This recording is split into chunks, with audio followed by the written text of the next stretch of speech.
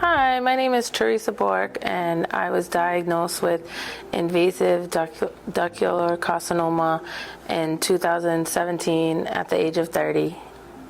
I had to go through 7 months of chemo, mastectomy, and 5 weeks of radiation.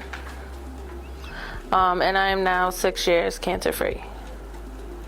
I want to thank the Breast Health Center in Warwick, Rhode Island, Dr. Ejaz, my oncologist, Dr. Pandya, who is my surgeon, and all of the staff at the chemotherapy at Kent and at the radiation as well. I would like to thank my mom and my dad, my siblings, my best friend Stephanie and Tara, and my boyfriend Joey, and my dog Asana. I benefited from this program.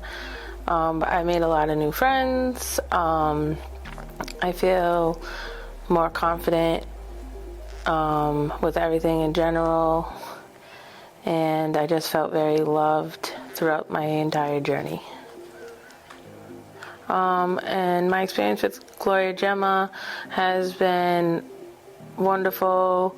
The staff is amazing. I did 2 of the torch walks so far, and I had a lot of fun doing it.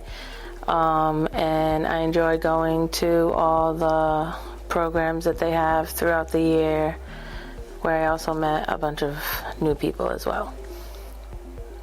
And I would tell anyone who's looking to try to do this program to just do it, and that they won't regret it. They'll have lots of fun meeting new people and doing all the different programs throughout the year.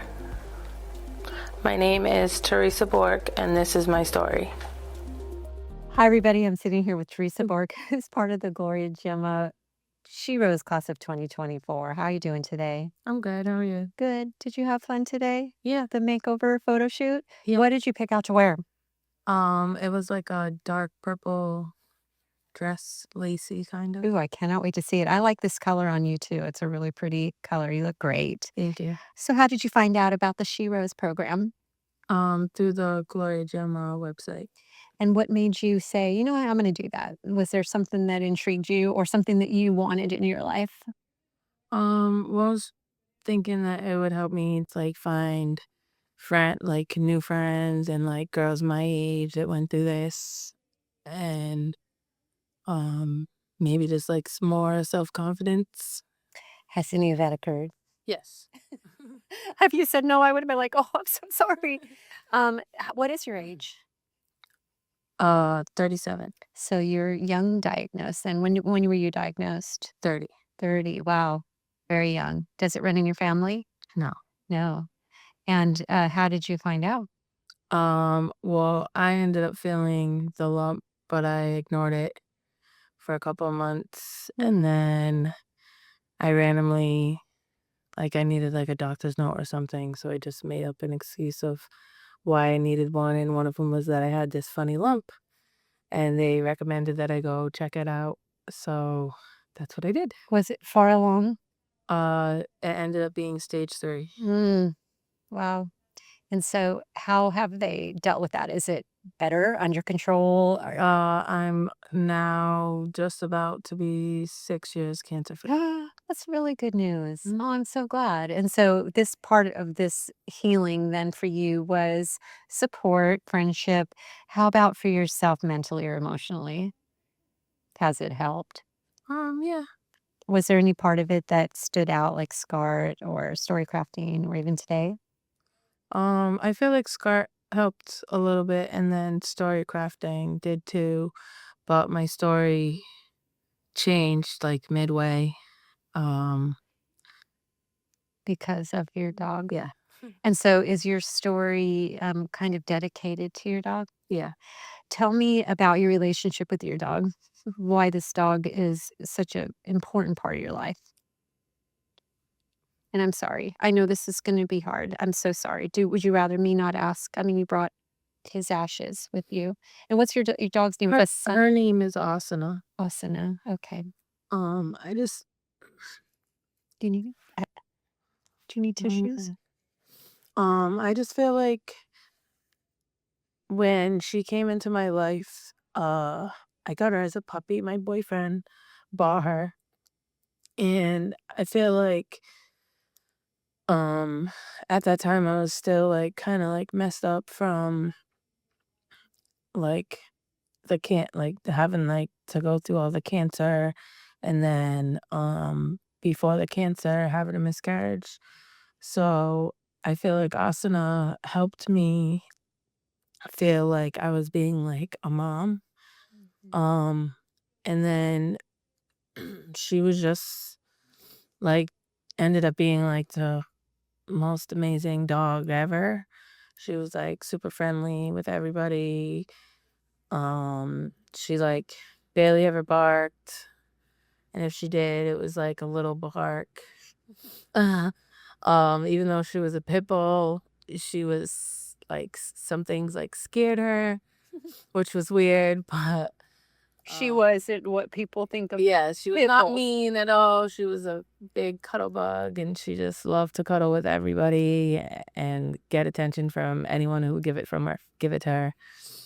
Um, and she just, I don't know, she just helped me like through a lot of things, like with my own like mental and emotional uh like things that I was like dealing with, I guess. No, you know what? I'm glad you're mentioning your dog and how important pets are, because everybody talks about their family, their friends, their husband, their children, whatever, their faith.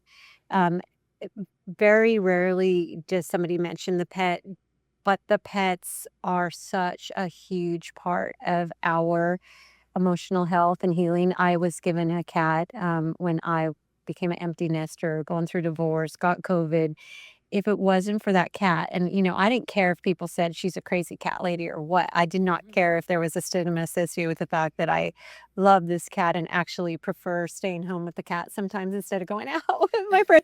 Like it just having this little eyes, that comfort that came with having that unconditional love. So I'm so glad that you're mentioning your dog and bringing your dog into the conversation of care and love in your journey. And so many people, I'm telling you, who are listening to this are going to completely relate to what you're talking about.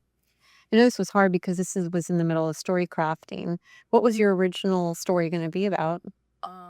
It was originally gonna be more about um the miscarriage and having the cancer like right after, and me like not having any children still, and me always wanting to be a mom, and then kind of coming to the realization that it probably won't end up happening.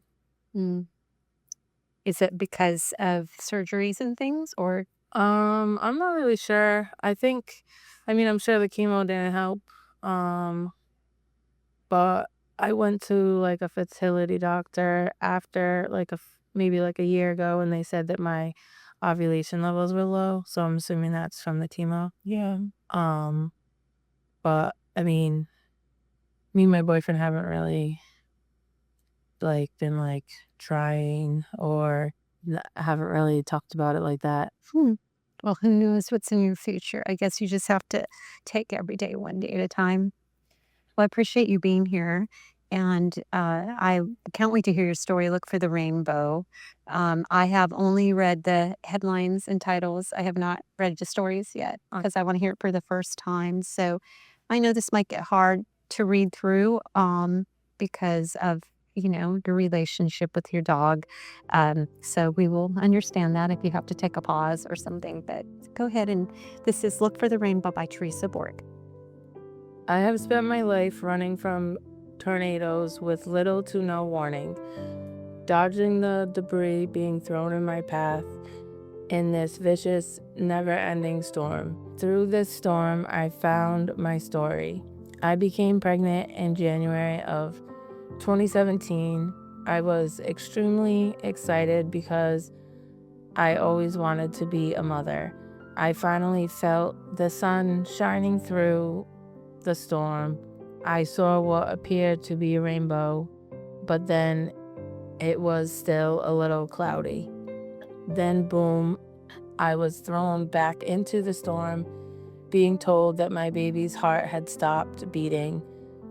Felt like shattered glass cutting right through my heart. I felt lost. It was dark and lonely. I just sat there and watched the storm just swirling around me like it was never going to end. Alcohol became my best friend, and it took the pain away. Just when I thought things couldn't get any worse, I was diagnosed with stage 3 breast cancer 6 months later.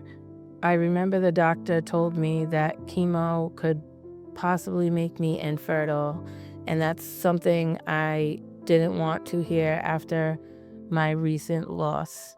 Cancer, you are not my friend. You took everything from me. Why are you still coming for me? I will not let you break me. I grew up in Warwick, Rhode Island, with both my parents and 4 siblings. I was the youngest of 5, and we were all very close. My parents are my rock, and wouldn't know what to do without them. I don't think I would have survived all the storms I conquered in my life. My mom is my wake-up call. She has always been there for me through all my difficulties. She was there the day they told me I lost my baby. She was there the day the doctors told me I had cancer. And she is still here with me now. She has always helped me get back on my feet when the storm knocked me down. She always tells me that God only gives his hardest battles to his strongest warriors, and that he wouldn't put me through something if I was not strong enough to handle the situation. I honestly believe this. God must think I'm one kick-ass warrior. Her name is Astella, my puppy. I remember this day like it was yesterday when they put her in my arms. She was so tiny she could fit in one of my hands. I fell completely in love with her from day one. I became her mama, and she became my best friend. She's my silver lining. Astella is my rainbow after the storm. I was still struggling with the loss of my baby and the fact that I could possibly never have a child of my own. Even though my cancer is gone, the damage to my body is done. Astella gave me hope. She brightened up my days.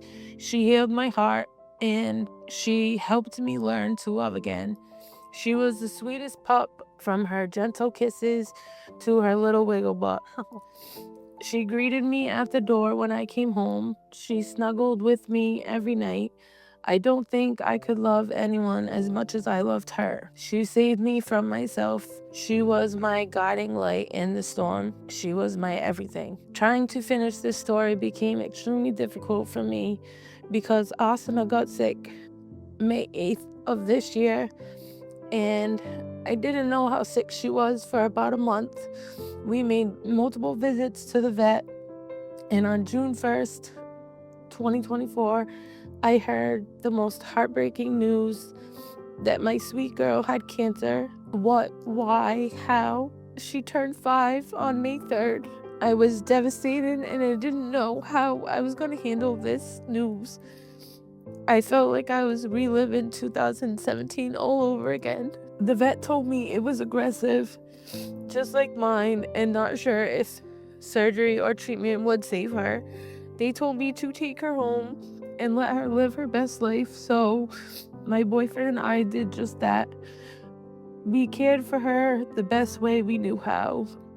She lived with us for 9 more days. On June 10th, I had to make the hardest decision of my life and let Asana cross over to the Rainbow Bridge. June 10th, 2024. Rest in peace, Asana. Mama loves you and misses you so much. I'm so sorry for your loss. I know how important pets are in there. They are your family, and I love that you dedicated your story to her. And I love looking at her sweet face. And if you can send me a picture of her, I'd love to put that in the magazine alongside your story. We can honor her. And I pray that the pain you're feeling will lessen as time goes on. I know you're going to always miss her, but thank you for sharing the joy that she brought in your life. And thank you for being part of this program, hon. Is there anything else you wanted to add? Mm, well, I guess thank you too for having this program.